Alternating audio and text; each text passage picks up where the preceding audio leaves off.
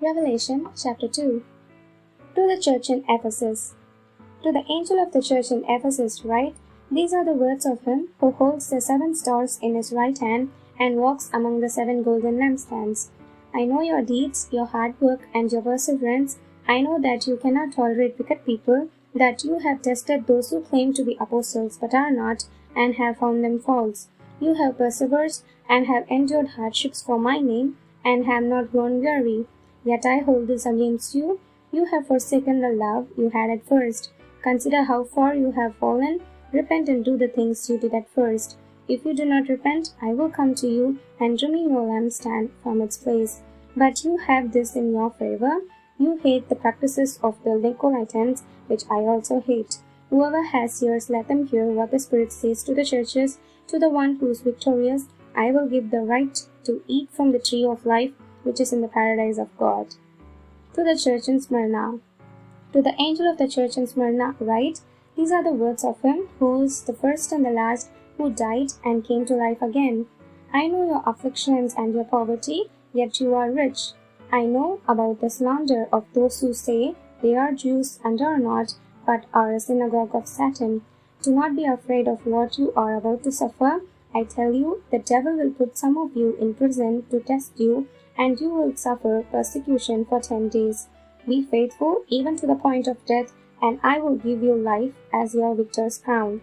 Whoever has ears, let them hear what the Spirit says to the churches. The one who is victorious will not be hurt at all by the second death. To the church in Pergamum. To the angel of the church in Pergamum write, These are the words of him who has the sharp, double-edged sword. I know where you live, where Satan has his throne, yet you remain true to my name. You did not renounce your faith in me, not even in the days of Antipas, my faithful witness, who was put to death in your city, where Satan lives. Nevertheless, I have a few things against you. There are some among you who hold to the teaching of Balaam, who taught Balak to entice the Israelites to sin, so that they ate food sacrificed to idols and committed sexual immorality. Likewise, you also have those who hold to the teaching of the Nicolaitans. Repent therefore, otherwise I will soon come to you and will fight against them with the sword of my mouth. Whoever has ears, let them hear what the Spirit says to the churches. To the one who is victorious, I will give some of the hidden manna. I will also give that person a white stone with a new name written on it, known only to the one who receives it. To the church in Thyatira.